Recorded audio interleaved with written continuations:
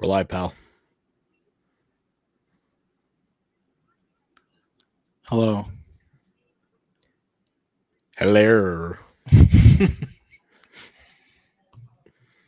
anyone watches this before, if they don't get that reference, right off the bat, I don't know what to tell you. Johnny Espinosa should get it Immediately. He always gets our our movie stuff. Hello. All right.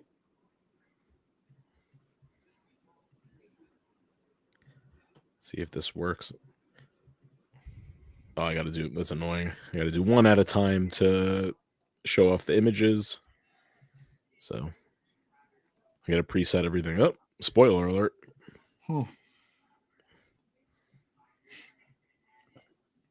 I'll just do it the way I did it last time. All right, why don't you kick us in? All right. Well, welcome everybody to the latest edition of the Card Foundation podcast. I am your host, Danny Tancredi, aka Danny Drip Drip. Also here with Johnny Wrestling, Johnny Tancredi. Papa Bear is out on vacation. A lot of vacationing this summer for the Card Foundation 3. So Bear is off with Mama Bear. Yeah, speak for two of us. Or well, yeah, two you're of not you. going anywhere. No. It's the price you paid for having a kid. I've been here. I've been keeping the ship afloat. All reliable. With the content, trying to keep the CFP going strong. So, yeah, it's been a busy summer. By the way, I went against you with some content uploading. I thought it would be fair to our Patreons if they got episode 233. I'm sorry, 234, 230. No, 233, 234. Now, if you decide to override me, we could eventually upload it as bonus episodes to our main feed. But I think patrons deserve something. Well, I did promise the guests that they would be on the main feed. That just throws a monkey wrench into everything I just said. And it, that is a a bargaining chip. Okay. When getting people to come on, knowing that they're going to be broadcast to millions around the world. Yeah. But I like the idea of the Patrons getting it first. So do they have it? Everything is uploaded to the feed, yes. So, okay. So if you're a Patreon member listening to this, you can go check out 233, 34, and 35. Yep. And if you're not a Patreon member, I guess it's a good reason to become one. But if you're not, I guess keep an eye out. Hopefully this week we'll get it out to the main feed. And what we'll do is, I don't care about the numbering of the episodes. That's fine with me. So maybe what we'll do is I can't even believe that we're at 236 in, and you don't care about the numbering. Now you just want to throw a wrench in and just say, "Oh, screw it, we're kicking back in with 236." You can't. But here's the problem: so right now, neither of the 3 episodes are on our main feed. I know. So trust me. In order for me to not ruin the numbering, I have to upload 233, 234. Yes. Well, we owe the Patreon member something then. Okay. Well, they got it to listen to it first, and we'll figure something out. Okay. I will figure something out for the Patreon members. Got you guys covered. And this is the live episode for our Patreon members. So if everyone rolls in, appreciate it. Thank you for tuning in. Sign up to the Patreon, patreon.com/cardfoundationpod. We have some t-shirts available, prowrestlingtees.com/cardfoundationpod. We're on social media, Instagram and X at Card Foundation Pod there as well. And then finally, if you're just tuning in for the first time, new episodes drop every single week, except for the weeks we were on vacation. But we're back, better than ever. And if you enjoy the show, leave a 5-star review. Don't even ask if there's a review because there hasn't been content. That's true. Well, next week I'll ask for a review. I'm expecting the dozens and dozens of Card Foundation fans to be submitting 5-star reviews. That's fair. Actually, one of the things that I thought about doing was never again, brother. Never again, William. So one of the things I thought about doing for the Patreons, I thought this would be cool. I want to do something surrounding cards, obviously, like more interactive though. So, and I just think I just lost. Definitely just lost Danny. I'll tell you guys. So my idea would be to run a. It would be to run a break. Hold on. Just got booted. You're back. I just got booted for some reason. That was crazy. So you just said and say it again. I was telling our loyal fans here that one of my ideas for a Patreon would be to do to take a product, like say Metal Universe. Okay. Take however many people are in the checklist, or maybe divide it in half. Okay. So say 100 people in the checklist, make it 50. Okay. First 50 Patreon members to, whatever, say that they're in, or, even you can cut it even down to more, make it, maybe everybody gets 3, so for, say first 33 Patreon members that say that they're in, they get assigned a random spot. We get a box, rip the box, you get what you get. So basically a free break for our Patreon members. Yeah, basically. But everybody just gets a spot. And you get what you get. Shipping. Yeah, no, it's just an idea. Kind of bring it back to the old days. I could think of some interacting things that we could do. Part of me does miss. I do miss that Raz era. Yeah, it was fun. Those were good times. Maybe that's what. Maybe a Raz or something. Yeah, we can make that work. I'll figure something out. We'll surprise the gang. How about that? All right. Well, let's get right into the news this week in wrestling cards. And we just mentioned it. I think it's the first thing we have to talk about is our reaction to Upper Deck AEW Metal Universe 2025. So I ripped some personally. I was in a break. Danny got FOMO and he jumped into a break. But I think all of us in the group have been posting about it. I saw a bunch of posts today. A lot of our Patreon members are ripping boxes. They're getting into breaks. Shout out to Marcus Brandon. Shout out to Danny Medina. Those two guys were busy ripping all weekend long. So what are your initial thoughts? I mean, I was skeptical, but it is a great product. For the price, for the box, a lot of big names being hit per box, per case in breaks. I did a break with Marcus Brandon, and his case was loaded. I mean, there had to have been 9 to 11 PMGs. There were 5 or 6 autos. There was number to 10 PMGs. There were, case hits on case hits. It was a really exciting break. And it seemed like everybody got a little of something, whether it's a numbered card, whether it was an auto or, PMG, if you got lucky enough. But it was great to see. I think they nailed this. I want to put this maybe as their first or second best product they've ever released. Wow. The only thing that I was okay, this is a bit much. I felt like the same 2-3 inserts kept popping up way too often. I saw a ton of Energized, and I saw a ton of the Heroes, and I was okay, this feels overload right now. Show me the hits, show me the good stuff. But again, there was good stuff to be had everywhere. So, the product gave a little to everyone. If you're a set collector, you got it. If you like inserts and cool images, cool designs, you got it. You got the hits, you got the numbered. I think it's going to work out well for everyone. Yeah, I loved it. So for me, the key thing was the price point. And I'm like, you know what? It's been so long since you can go into a hobby shop, buy a box of cards for $100. Topps certainly doesn't allow that right now. And we're going to get into that in Card Corner later. But it's been tough. It's been tough all year to just open new stuff. And, it's some of us still like to rip product, even if it's a little bit, even if it's a box of everything, or some people do a case, some people do different stuff.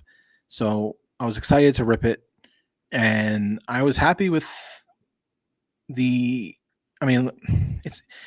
my box was a little skewed because, of course, I was happy. I pulled a Takeshita PMG, red PMG to 100, and I pulled a Darby Allin autographics. Yep. So, monsters. Yeah, I did well, but I just was happy to rip something with a new design. I agree with you that I think some of the inserts were coming out a little bit too much, and I thought it was interesting that a lot of I was in 2 breaks this weekend, but I think I probably watched 4 or 5. And I noticed that a lot of the same case hits were popping up. Like I think I saw 3 Mariah May jambalayas hit. Whoa. I mean, that checklist is 10. So right. Where is everybody else? Now, could it just be coincidence? See, here's the tricky part: is you never know the breakdown because of EPAC. I feel like it was the same thing last time where there was the same 2-3 names that kept popping up on the initial, and then when it went to EPAC, got a little more variety. So, right. That's still TBD for now. Yeah, and there also is with a lot of people criticize them for it, but I think it's cool. They do SPs and SSPs, so there are names that are in certain subsets that are not in it as much. Harder hit, yep. They don't really release that information in terms of numbering and anything like that, but pack odds. But on the checklist, you will see SP, SSP. There are harder people to hit, and that was certainly prevalent in the breaks I was in because I saw a lot of I saw 3 Mariah May jambalayas. I think I saw maybe 2 or 3 different cut above die cuts where that checklist is 10 or 15 names. So that's the one criticism I would have. Other than that, I think it's probably my favorite product they ever put out. Actually, the night that I ripped it, I messaged Billy Celio from Upper Deck, and I was just like, "Congratulations, you guys nailed it." I said, I had so much fun ripping this. I was in a break tonight. Everyone was having a lot of fun in the break. There was a PMG popping up every 5 minutes. The die cuts, everyone's looking, will we get a green PMG? Case hits were popping up. Numbered cards were popping up. A lot of autos. I think more autos than people thought. Yeah. I saw a lot of case breaks averaging 6 to 7 autos per case, which those are good numbers. Yeah, just a little over half, essentially. And, I said, I'm like, thank you guys. That was for the price point that you guys set this at. It was a home run. And him and I had a nice conversation about the product and what's to come and everything like that. I think people are going to be very, very happy with how Upper Deck finishes the year. But I think this was their best product. I had a lot of fun watching it ripped, a lot of fun ripping it. I think the checklist is good. It's got a good mix of new names, older names. Not getting better refs and a million freaking managers, and that was nice to see. Yeah, and I think they're getting better at updating the rosters. We got cards in Metal Universe for guys that never had PMGs before. Okada, Shibata, Takeshita. Will Ospreay, Takeshita, right? So that was good. I like that they're not doing this every year because I think it's going to make a premium for the PMG. And I think people are now going to say, okay, I got an Okada. I'm going after an Okada PMG right now. Will I get one in 2 years from now? Is he going to be in the company? Is he going to be in the set? I need to get this now because this might be his only one. Right. So I like that it creates that demand for certain people in the product. And I think they nailed it. Yeah. Well, we're going to stick with Upper Deck here because very excited to see that pre-orders have gone up. We have some street dates. 2025 Upper Deck AEW SP Game Used is set to release. And again, set to, might not be, September 24th of this year. So that's literally right around the corner. And then kicking off January of 2026. This I'm beyond pumped for. Upper Deck SP Signature Edition AEW Hobby Box. So we're going to show you guys some images, going to do a little breakdown, and bear with me as I pull up some of these files because, again, StreamYard does not make it easy on me. So we'll start with game use first because that's the first set coming out here. So we got 100.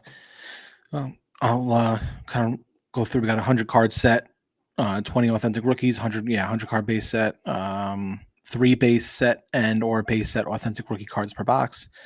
Parallels, they're gonna have a bunch of different ones: purple, auto numbered, black numbered 1 of 1, gold auto numbered 1 of 1, auto memorabilia.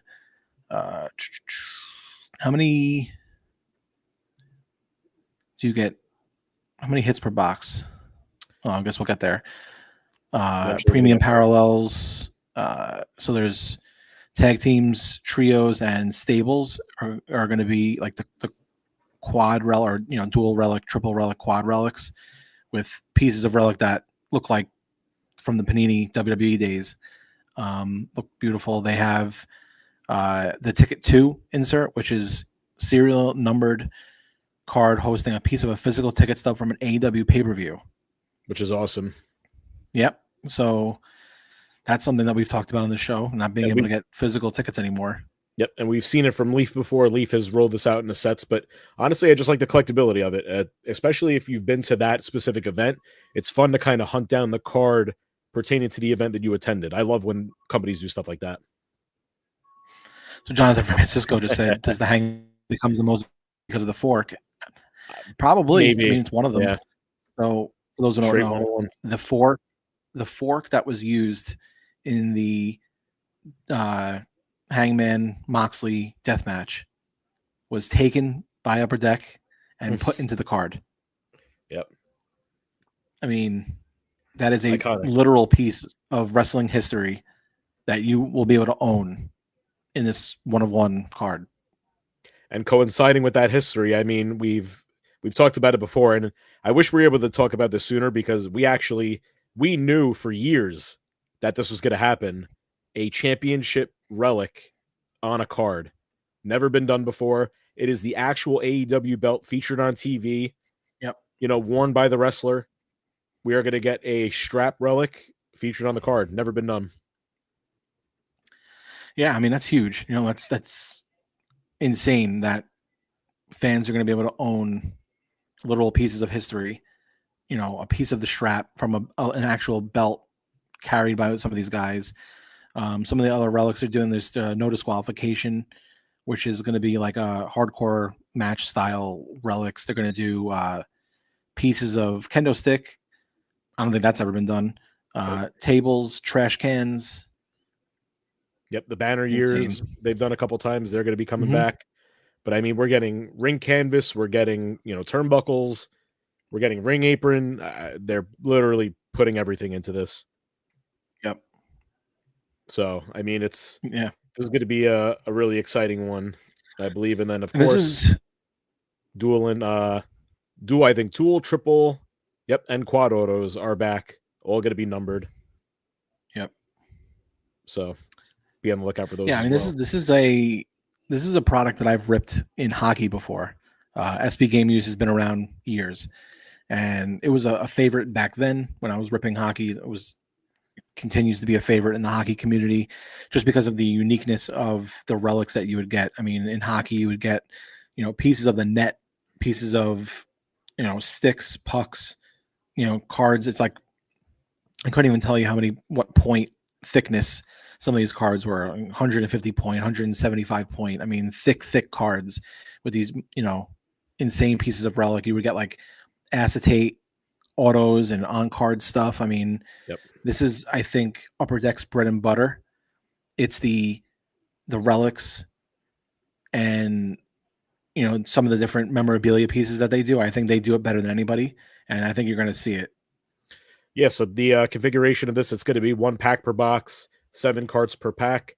For the highlights, there's going to be 1 autograph card per box, 2 memorabilia and or tech cards per box, 3 base set and or authentic rookie cards per box. So Upper Deck acknowledging rookies here. We don't know who that's going to be. Will there be a stamp on it that says rookie or first UD? I don't know. and then 1 red or gold base set authentic rookie per box. So this is going to be retailing at $120. I'm pretty stoked for this. And again, we talked about the price point. I think the price point is so key here because for a set like this, it's getting a guaranteed auto and some other cool stuff thrown in. Nobody wants a $300 box. But no. For $120, I think people will take a shot, and they will certainly get into breaks because it'll make breaks cheaper. Yeah.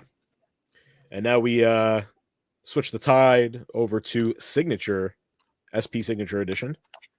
So this is something that I think flew under the radar. I don't think a lot of people saw a lot of this yet, so I'm excited to talk about it. Again, the 100 card base set featuring wrestling icons, current and former champions, rising stars, fan favorites. Every card is numbered to 249, at least.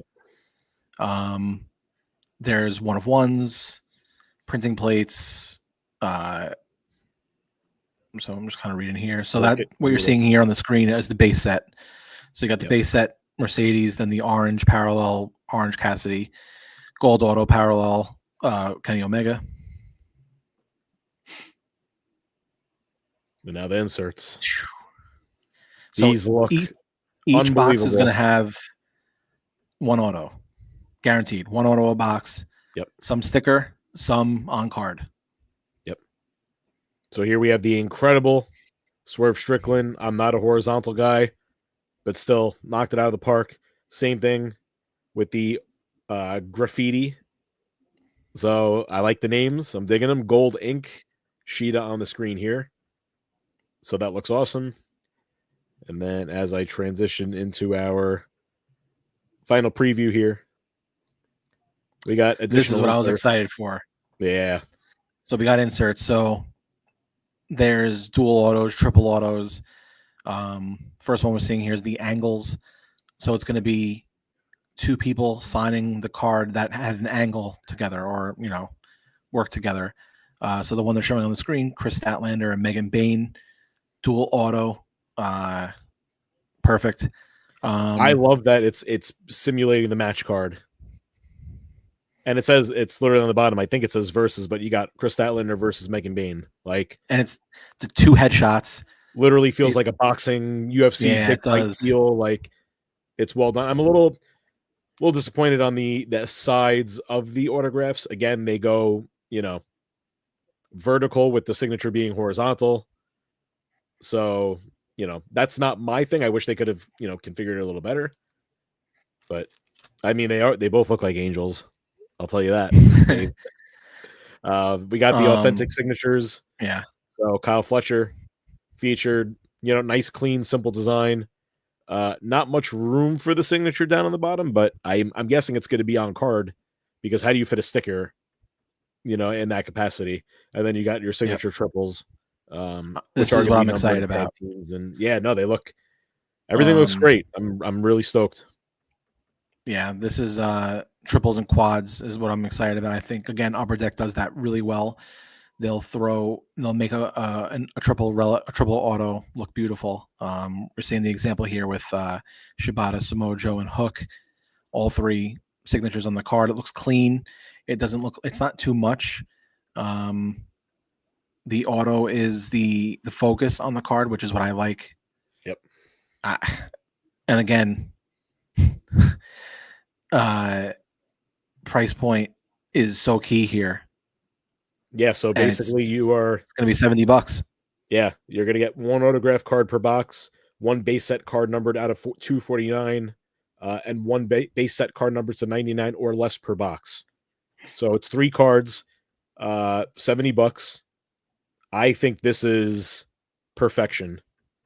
Some people are going to be upset about the, how many cards come in the box, but honestly, people were doing one-hitter quitters with fully loaded and tops, and all you got was 1 encased auto. This, for the same price, you're getting the 2 additional numbered cards. You can get a 1 of 1. You can get an out of 25. You get your base set to 249, and then you get your auto. I mean, it's a great, I think, bang for the buck. Yeah, and, again, fully loaded was, $50, $60 a box at one point. You knew the design you were getting. It was 1 person on a card, had the relic, or whatever, something's very basic. But this one, you can get a dual auto, you can get a triple auto, you can get a quad auto, you can get an on-card auto. Those are things that I think make this. It's not just a base card signed; it's Right. a whole set. It's a whole whole different design that people are going to have to go after. And again, for $70, you're not ripping anything with a guaranteed auto in wrestling. That's 2025, 2026 for $70. It's not happening. Yeah. So now, if I'm saying it now, if Upper Deck could get these out on time as they've advertised, my victory of brand versus brand on the year goes to Upper Deck and not Topps. Yeah, I mean, that's a debate you can make. At the end of the day, it's about who's putting out product and who's putting out quality product, who's putting out affordable product, and in my opinion, who's catering to the collector. And again, we're going to get into some top stuff at the end of the show, but yeah, it's tough out there. Yeah. Well, additionally on the calendar coming up, August 29th, we have Topps Chrome WWE Cactus Jack. Again, September 24th, AEW SP Game Used. And then January 7th, 2026, SP Signature Edition. All right. So yeah, this a little bit of local news now. Wasn't a ton to touch on this week, but if you are in New York, tri-state area, East Coast, the East Coast National is this weekend, Friday through Sunday, at the Westchester County Center in White Plains, New York. Arguably the biggest card show in the tri-state area. I think there's 400 or 500 tables. There's going to be autograph signers all weekend long. If you're actually able to make it on Friday, Megan Bain, who else? Harley Cameron, and one other female, Penelope Ford. Yep, 3 of them are going to be at the show doing autograph signings and photo ops. So if you're able to make it to the show on Friday, those are 3 of that. That's a really great signing. Danny and I will be there on Saturday, walking around, doing our typical laps and stuff, going to say hi to some friends. We do have some friends that are going to be setting up. Friend of the show, Harris, Queen City Breaks, him and his brother will be there. I'll be shopping at that table weekend. And I mean, Danny and I have said it a bunch on this show, but if you're looking for wrestling cards into the tri-state area, that's the table you want to go to, because in my opinion, he's got the best value boxes for wrestling of anyone. He's also got some amazing display stuff. He's going to be fully loaded this weekend. So check out Harris. Also our friend Crazy Cards. He's always set up there. And again, I mean, his showcase stuff is insane. If you're looking for a gold Julia ringside, I think he's got 4 of them. Yeah. So, his slab stuff. Panini Flawless and big names is insane. So for the high end, I would say definitely hit up our friend Crazy Cards. That'll be set up there. Harris, Queen City Breaks will be set up. We'll be there. So if you do, make the trek up, feel free to say hi. We'll be we won't be set up, but we'll be walking around. Yeah. And then additionally, for upcoming autograph signings in the New York area, November 15th, Brentwood, New York. Bunch of talent added to this show. Looks to be a good lineup. So we got Goldberg, Sting, Swerve Strickland, Taz, Jake the Snake, Tank Abbott, Shotzi, Deonna Purrazzo, Thekla and Roderick Strong. Then we have, is that Mike Tyson? So he was already announced, but yep, Tyson will be there. Yep. Tyson, Great Muta, AJ Lee, Carmella, Nick Nemeth, and a few more have already also been announced. So we'll be at that as well. Yep, I'm definitely doing the Muta photo op with the paint. I'm debating the Sting one with the paint. I think that is supposed to be his last East Coast appearance ever in like doing meet and greets as Sting. So this might be the last chance to meet Sting. They always pull out some big names. I'm definitely going to do the Thekla signing just because she's have the opportunity to meet her. Mike Tyson's always a good one. He's a good signer to get. Danny and I have met him a couple of times. So yeah, it should be a good show. Tyson will probably be high because he always is when he does meet and greets. So he's got to be a little sedated. Yeah. Well, purchases. What have you picked up? Let me get into this because you start off. I'm going to pull up the list because we actually had a really good amount this week. All right. Yeah. So not anything too much for me. We did go to the there was a local show at the Plainview Holiday Inn that Johnny and I attended on Sunday. So just picked up 2 cards. Tiffany Stratton, Topps Chrome Orange Geometric Auto, number to 25. Was able to get that. And then also as I, continue other sports, getting a little excited for football season. Picked up a Panini Illusions Lad McConkey RPA number to 99. So I'm trying to expand my horizons and who I'm collecting, what I'm collecting. I want to start loading up, maybe purchasing like quarterly, half year, and then just putting out a dope display case for a card show. But I've had to go against that because I've had really good timing on some card sales lately that it's just ticking. I always advise people, don't just always list cards to list them because you need money or you want money. Sometimes you gotta wait it out, wait to see someone get hot, and then just pull the trigger because you'll literally get a lot more than what you're expecting. The example I sold a Bowman Chrome Nick Kurtz. He's the young rookie star from I can't say Oakland A's, from the regular Athletics. Non-autographed, number to 99, true green, color match, PSA 10. Sold it for $1,000. Next sale a couple weeks later, down to $700 already. That quick. So made $300 extra of a sale just because I timed it out right, got lucky. So I always tell people sometimes it's not who you collect necessarily. It's just you have to have the right person at the right place at the right time. So in order to do that, I got to diversify the collecting and investing. I say sometimes it's better to be lucky than good. That too, yeah. I'll take lucky 10 out of 10. Anything else? Oh yeah, and then a 2025 Topps Chrome Lightning Leaders case hit, Juan Soto. Bum ass for the New York Mets. The whole team sucks. That's all I'm going to mention. I don't want to talk about Mets anymore. Fair. Before I get into Patreon purchases for me, mentioned that box of Upper Deck earlier on. And then an online purchase I made was a 2020 Topps Chrome Walter, or Gun. Yeah, I think it was Walter then. Gold to 50. I wanted a little something of him in the PC, and I think you just talked about something that you're going to be doing, and I'll touch on something that I think I'm going to be doing. Is there's certain people I want to have something from, but it doesn't mean I have to chase everything, chase a set, chase a whole run. I think there are just some people that I like that I would like to have representation in my PC. Yeah. So what I'm gonna do is I'm gonna start by picking up things that I like, but then putting them into other things as they come about.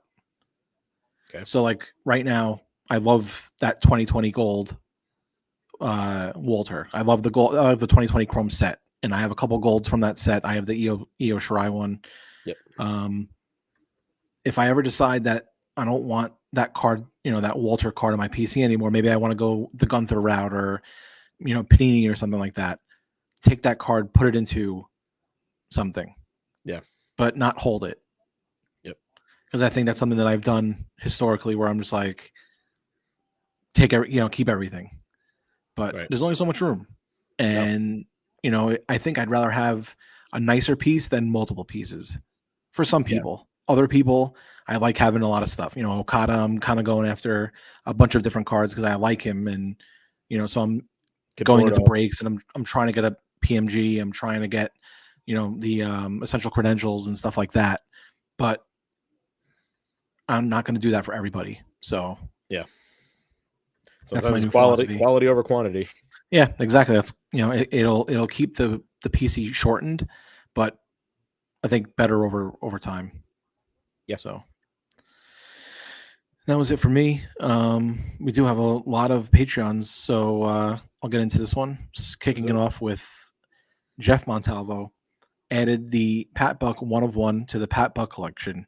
Only need the steel chair insert now to complete the rainbow. That's from Upper Deck Allure. Oh, nice. So he's got everything there. John Thurmond. Besides the metal boxes I ripped, he picked up a Miko Ono 2025 Marigold Auto and a 2025 Noah Monday Madness, a Serena Deeb 2024 Black Diamond Exquisite 505, and a 2022 Allure Full Color Rainbow Achievement, and also a Starlight Kid 2025 HMV and Books business card from Meet and Greet event. I was looking at that like, what the hell is this? That's pretty cool. It's unique. Yeah, it is cool.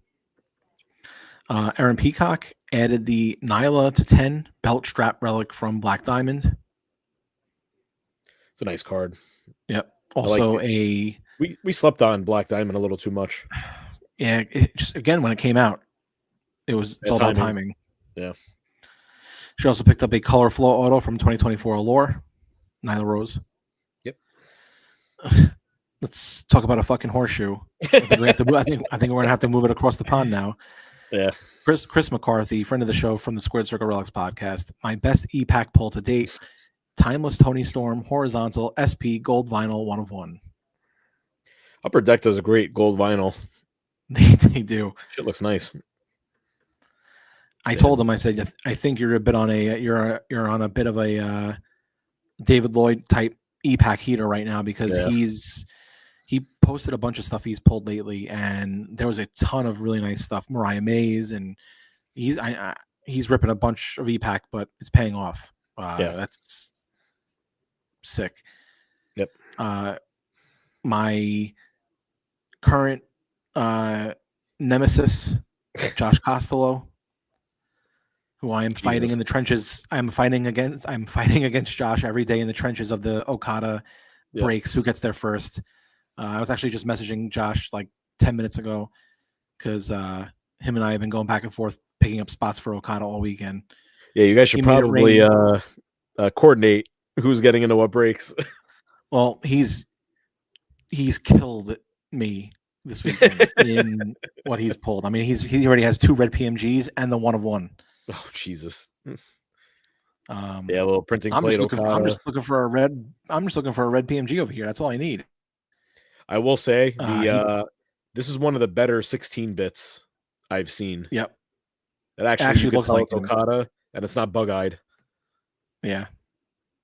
So it looks nice. Yeah, he picked that up, and also he hit the 1 of 1 printing plate and an auto in Medina's break. Jeff Montalvo again, horseshoe back on Long Island. Got home from work and opened 4 boxes of metal. Pulled the Bryan Danielson Jambalaya. Jesus. MJF metal art, the metal retro. Are those rare? Yes. Okay. I want to say less than 5 a case, maybe 3 a case that I've seen. Yeah. Will Ospreay, the Vivacity. So there's 3 case hit type cards right there. He also hit red PMGs of Dax Harwood and Penelope Ford, and a green PMG to 10 of Tony Nese. So there you go. Retros are retros 4 case. So 25% of the case, you're getting a retro. Yeah, those are so nice. Those are so good, and they come PMG like also, so you can get them red and green. Yep, and gold. Nice. 1 of 1. Matt Hoff metal has been treating me good this week. Pulled a Mercedes Jambalaya and Soraya printing plate from personal boxes, and hit a cut above cases of Hangman and Takeshita in breaks with Medina and Marcus Brandon. So it looks like everybody hit but you. I love the Jambalaya. Well, yeah. I think the only thing I got was a smooth MJF to 99 in my break. The Jambalayas this year are so good. Yep.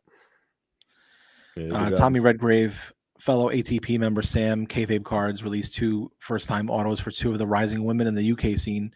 Had to support, and even got the 1 of 1 Sapphire. Oh, nice. Sapphire Reed and Anita Vaughn. Sweet. Dave Nagel, I see Dave in the chat. Good metal start with a Brit Retro PMG. That's to 100, and an on-card Brody King auto, that's the card for Brody I'm going for in this set, the autographics. He signed it great too. Not also you know picked some up a jabroni 2024 select signature. ringside emerald to 5 for Big E. I love the autographics. So nice. This is another sick purchase. Jonathan Francisco, shout out to Jonathan in the chat, attended the Adidas Brody King collab show, picked up the new Adidas Brody King boots, and he signed and inscribed them. These boots are so sick. I had a lot of FOMO about this. This was out in California. I saw when Brain Dead Studios put this together. They did like a whole wrestling show. Never Ending Game, the band from Detroit, played. They had Brody King was there. They had like the shoe release. That's really cool. I think Brody King just gave me my new life Brody motto. King, Tiger Mask, Emi Sakura. You got some cards signed by them. And also not pictured, but shout out to Medina for hitting me a Thunder Rose Jambalaya. I don't know if you heard me, but I have a new life motto, I think, from Brody King. I can't hear you. I have a new life motto courtesy of Brody King. Oh, he's killing me. Sorry, I think my headphones died. Can you hear me now? There we go. I said Brody King just gave me a new life motto that was written on the shoes, the boots. Life is hard, be harder. Yeah. Yeah. I like that. That's how I live my life every day. Shout out to God's Hate. Jesus. Brody's band. Yeah, so a lot of good purchases this week. A lot of metal. Great to see. So, yeah, I'm sure there's going to be more metal popping up in our group over the next couple weeks. So, that being said, we do have one more quick commercial break, and we'll be back in Card Corner right after this. I wish we were sponsored by Blue Chew. So maybe I get free packs. Instead, I got to order them like a regular jabroni. Chew. Son of a bitch. All right, guys. Welcome back to the final segment of this week's show, which is Card Corner. This week's Card Corner, we're going to go in a little bit. We're going to discuss our thoughts on the rollout for 2025 Topps Chrome Cactus Jack. This is a segment that I kind of wanted to do last week, but then everything got released for Upper Deck AEW Metal Universe, so I thought that was more important to dive into the cards, and we hadn't done a proper Card Corner with a box breakdown in a long time, so I really wanted to do that. But I think this is an important conversation to have also, so I moved it to this week. So basically, we're going to talk about our thoughts on the rollout, price breakdown, product in general. We're also going to talk about if we think this is a necessary product, and we're going to talk a little bit about ripping in general. And I know how Dave Nagel feels about this set already, so kick back and enjoy the popcorn. But yeah, I'll lead off. Yep. I think I was definitely disappointed with the price. Yep. Because again, this is not something I would typically rip. This is not something that I would go out and want to buy. This is not something that I would probably even go out and chase. But we haven't had new product in so long that it's, as a wrestling card collector and a fan, and we create content in this space, it was hard to not get excited at the fact that, yes, we were finally going to get this product. It was coming back. And we're going to get a new product into the market. And then the price point comes out. And I think it really just disappointed everybody. Yep. To me, it's too expensive for what you're going to get. It's not even a product where you're getting a guaranteed autograph in it. I think autographs come one every 4 boxes. Yes, that's correct. So yeah, I think 3 or 4 boxes. This is going to be a tough one. There are going to be people that rip this, that 4 autos per case and 1 case hit SSP guaranteed. 16 boxes. 5 hits in 12 boxes. 12 boxes. Yeah, I mean, listen, you're gonna see breaks of this, and you're gonna see people ripping this, and you're gonna say, "Oh, who gives a shit about the 400?" when they hit, whatever CM Punk auto to 10, or some of the other big names, Tiffany Stratton, or whoever. Yep. But in reality, there are going to be a lot of people that buy this that get burned. Oh yeah, because you're not going to make your money back. You're not going to get close. Yeah, I mean it's a tough product to come back with, especially with the fact that we've had Chrome all year long.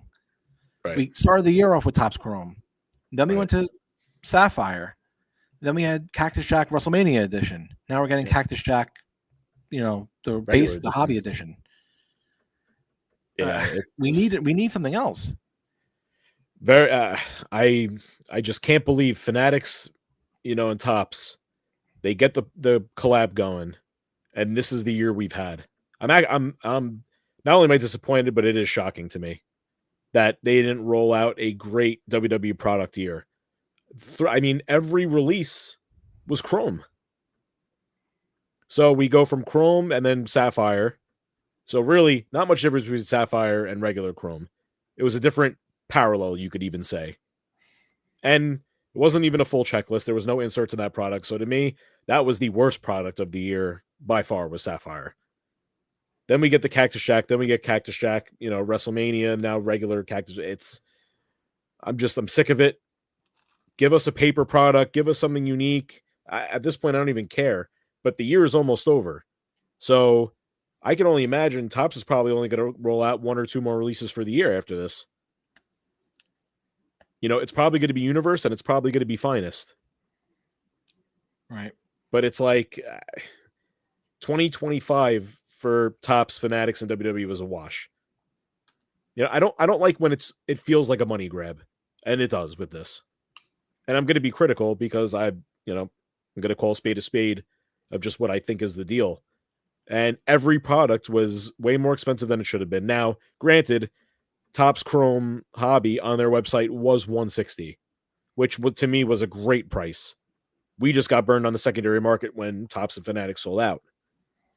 That hurt it. But other than that, it's like I feel just like it's like a Chrome hangover that just won't leave.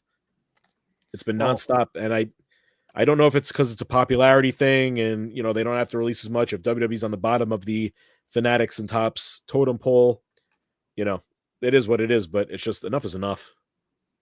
I mean, this is basically what happened. Was Topps decided that they were tired of watching Blowout and David Adams and Steel City take their $200 product, charge $400 for it, and have it sell out. And they said, "Why are we letting them make $200 on top of the MSRP when we could just charge $400 for a product that clearly people are buying and make all of the profit?" And that's exactly what they did with this product. But here's the thing where it doesn't matter anyway, because people are going to buy from Topps right away, and Topps is going to sell out. They sell out of all their stuff on their website. So the price is going to get jacked up by the secondary market anyway. So why they were tired of watching another company you reap the benefits of that. Then don't go to distribution and go direct for your entire release. Right. And just be a Topps store and don't sell WWE cards to other people. Right.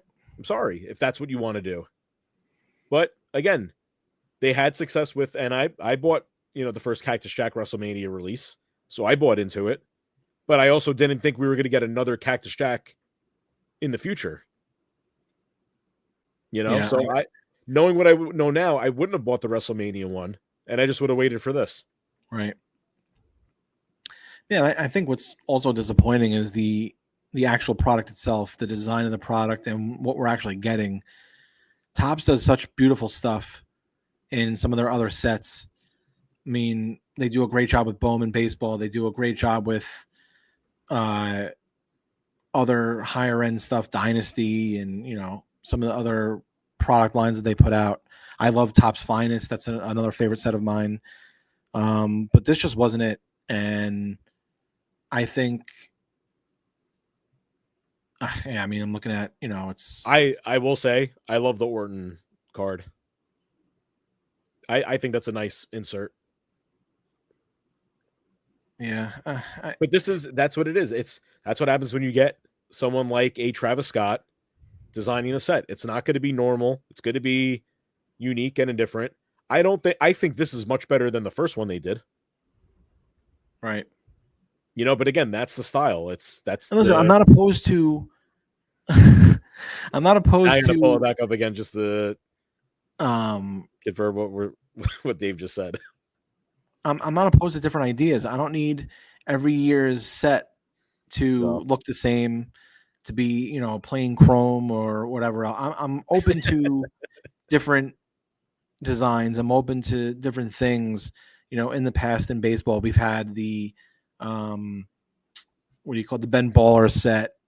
Is it for me? No, I don't need diamond encrusted logos on my cards. But I appreciated the attempt, and I appreciated the different product that different strokes for different folks. But I think that to jam the chrome stuff down everybody's throat this year was disappointing after we received a beautifully done commercial for Topps WWE licensing around WrestleMania time, and then we also got a great look at the WWE licensing stuff at the Topps Summit, where we had Dynasty. We had all these names that were being floated out there. Everyone was not Dynasty, I'm sorry, Royalty. Everyone was so excited. And then it's now almost mid-August, and this is all we've had so far is 2 chrome sets, and then now a 3rd chrome set that'll be out at the end of the month. No, 4th. Right, Chrome 4th. Sapphire. I'm devastated that this is going to be Julia's first real pack pulled auto in a Topps WWE set, and it's this. Well, it should have been chrome or something else. Yeah, but look, I mean, I don't know. Just got to look forward to 2026, unless they end the year with something different than a Topps Chrome. So, I think we kind of talked about, is this a necessary product? I don't think it is. I think we should have had something else come out. Yeah.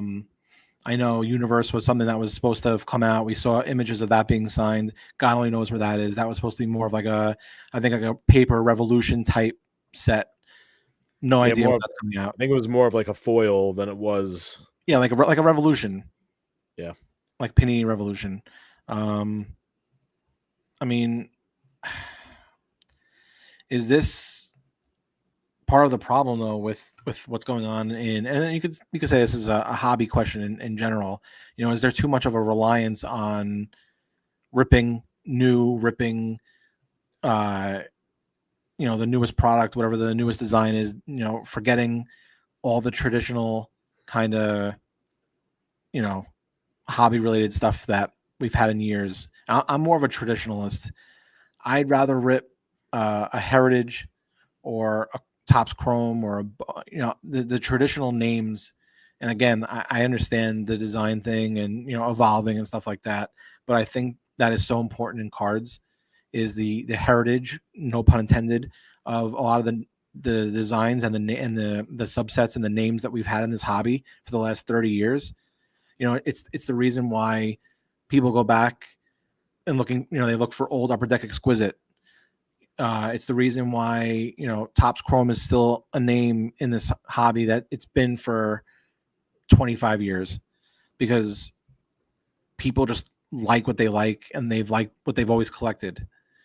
And I think it's getting out of hand now, where it's like there's too much of a reliance on new product. Everything's got to be new and updated. Why try to reinvent the wheel?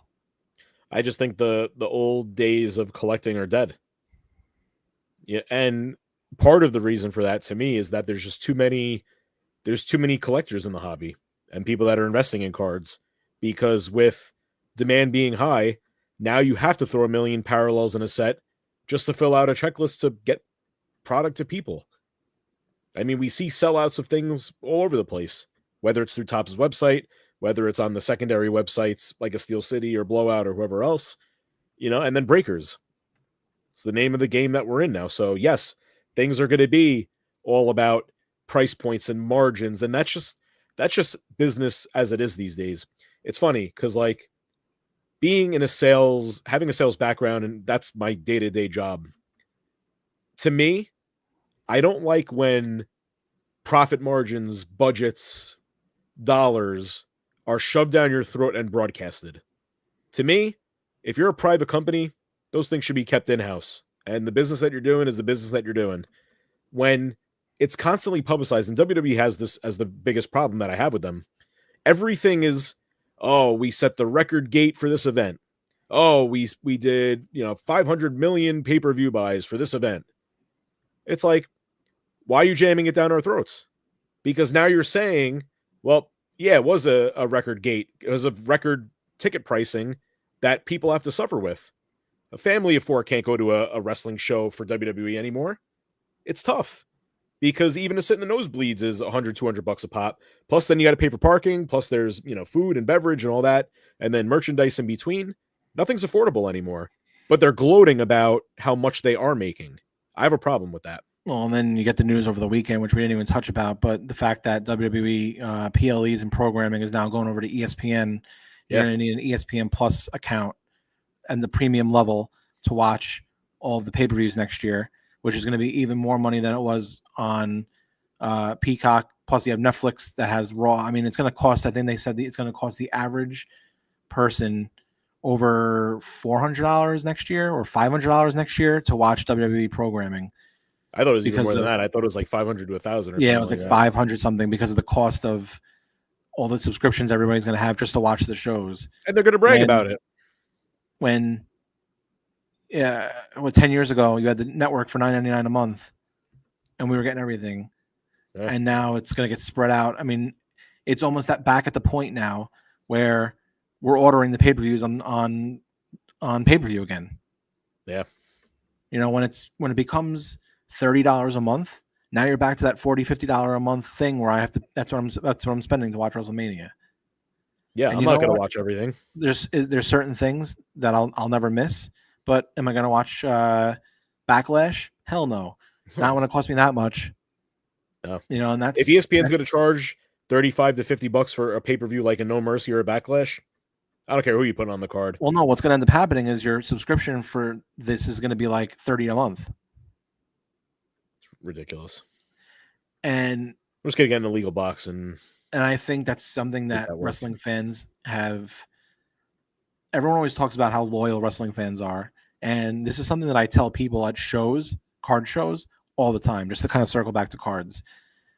People look at the cards that we have and say, "Oh man, wrestling! People still love that stuff. People still collect that stuff." And I'll say, like, honestly, it's the most loyal fan base even within cards. People want what they want. They collect everything. They buy everything. They spend the money. Everyone that goes out to WrestleMania, they're buying the merch. They're going to all the shows, the meet and greets. How many times are these people meeting? Fucking Tiffany Stratton at this point, 3, 4, 5 times, but they're doing it every time. And they're buying the belts. They're buying the T-shirts. They're going to the events. And every year the prices are going up, and WWE is just like, oh, well. And then they say it. Yeah, they brag about, oh, we set the WrestleMania merchandise record. Yeah, because you were charging $45 a T-shirt. Right. Now it's bleeding into the cards. Yeah, just rub it in my face. The Spearmint Rhino shirt I couldn't get. I got to pay $100 now in the secondary market because you assholes didn't make enough even to begin with. But now it's bleeding into cards where that's the Fanatics thing. They're gonna tout all the benefits, all the good stuff, and then forget about the regular good old collector. But I get it. It's a different era too, where kids aren't, going to hobby shops and ripping open boxes. Some of them are. I shouldn't say all of them. I mean, you saw it the other day with the amount of kids that have like $1,000 cards now. They're like 13 years old, but the money's coming from upstairs. It's coming from the parents or whoever else. So at the end of the day, whether it's a toy or a box of cards, an adult's probably buying it. And they forget about the collector that just wants to fill out sets and have fun, buying and chasing cards. Yeah, it's a shame where things have kind of gone. And listen, this set could have been the most appeasing to me or appealing to me in terms of design, in terms of everything that I look forward for in a set. It could have been the greatest design card set of all time, on-card autos, best checklist ever. At $400 a box with no guaranteed auto, I'm still out. Yeah. And that's a shame because I don't want to be. I don't want to rely on blaster boxes and eBay. there's still a segment of this hobby that still likes to rip open a box every now and then. Yep. And we're getting away from that. Yeah. Well, so listen, I've always been a fan of Topps since collecting cards when we're kids. Yep. I always loved the Topps brand. I always will love the Topps brand. We're baseball collectors, so they've had the license forever. They'll never lose that license, and so it's hard to not be a loyalist when it comes to the company. But it's with the wrestling license, it's kind of like I've just kind of forgotten about it because they've really given me nothing as a fan this year to look forward to. So, and the only way that's going to change is if the actual companies hire people in positions that are just natural born collectors at the end of the day, that aren't hype beasts, that, all they care about is the breakers and the internet personalities that are making them money. Because even if they did take advice from those people, I certainly don't trust them for the wrestling space at the end of the day. They're not in the trenches collecting like we are. They don't know what, a wrestling fan would gravitate towards in terms of what they want to see put in boxes and designs and so on. And obviously you can't make everybody happy, but even at that point, I don't trust the people that are there at the company, and I wouldn't trust them to get the correct input from others. So, and I think this is why a lot of people also miss Panini, because we knew there was a wrestling guy back there that understood it, and they got it. I think what Panini did, which is something we're now looking back on and saying, what did we have? The grass is always greener. They had the perfect blend of sticking to tradition. So we got the traditional Panini sets in Prism and Select and NT and Flawless and all that stuff. They never strayed from that. But with a wrestling fandom behind it that was understood, that we got the people that we wanted, we got the card sets that we wanted, we got the inserts that we wanted, we got the images that we wanted. All that stuff changed because there was someone at Panini that was behind all of it, that understood the wrestling collector and was a wrestling fan. And I think that's what made all the difference. And I think that's what's going to, and it's the same thing with Upper Deck too. Billy is a wrestling fan at the end of the day. He likes the shit more, just as much as us. He was at WrestleMania, and he's an Upper Deck AEW guy. And he still went to WrestleMania because he enjoys wrestling, and he was already there for the weekend. And say what you want. He's approachable, and he's listening. Yeah. I literally ripped the box the other night, and I'm messaging him in bed. And my wife's like, "Who are you talking to?" And I said, "Billy from Upper Deck." And she was like, "What?" I was like, "We're talking about the new set." And it was that easy. Yeah. To let him know what we think of it. And he was like, "Listen, I appreciate, I love hearing from you because I love hearing about, the feedback from the sets and, what's being ripped and what's going on." I still can't get in touch with anyone from Topps. I reached out 100 times this year. Well, you knew you were going to get roasted for that. And also, yes, I do agree, Dave, that the prospects checklist is still puzzling. I need answers on that. Adam Copeland should not have a prospect card. Well, we will have Billy back on the show in the fall, and I can promise you question 1 is what did you guys think of the 2025 rookie year of Cope? Yeah. And Okada, because but it is what it is. You're not going to bat 1,000. No. I think this was a conversation that needed to be had, because once we saw everything roll out with Cactus Jack, I think a lot of us were just like, well, here's just another set that's going to here we go again, come and go, and that's going to be it, because none of us can get into it, none of us can rip it, none of us can collect it. We'll just we'll see it on Whatnot and on Fanatics Live, and that'll be it, and on eBay. So for $250 Tiffany spots, I can't wait to dive into a break. I'm sure that's what it's going to be. Yeah, and your best hit will be an out of 99. Unfortunately, yep. That's if I hit anything at all. Right. So yep. All right, that wraps up this week's episode. Appreciate everybody who joined us live and in the feed. Thank you guys for participating, hanging out with us. Sign up to the Patreon, patreon.com/cardfoundationpod. We'll do some adjusting with the episodes, make sure everything gets in order. We are on Pro Wrestling Tees, prowrestlingtees.com. Buy the Danny Drip Drip shirt. It's a great shirt. I have one myself. It should be a top seller. Find the podcast, new episodes every week, Apple, Spotify, anywhere you download your favorite podcast. And if you enjoy, please leave us a 5-star review. The more 5-star reviews we get, the more that we could get promoted, get into more algorithms, and then spread awareness about wrestling cards. And then we're on social media on X and Instagram at Card Foundation Pod. Yeah. Next week, we'll do a little recap from the East Coast National, talk about what we picked up, what we saw there. We'll do a little bit of a Forbidden Door preview. I think next Sunday is Forbidden Door. It's like 20 something, I think. So that'll be a little Forbidden Door preview. That's over in the UK. I know we have some friends that are going to that. So we'll talk about a little bit more AEW. I'll talk about AEW and Upper Deck every week if that's what we're going to get. I'm fine with that. So, yeah, make sure to check out episode 237 next week. Paul, you excited for AEW? Oh, never mind. He said he's thrilled. All right. When it comes to wrestling cards, are the best there is? The best there was. The best. Oh, yeah. Later, guys.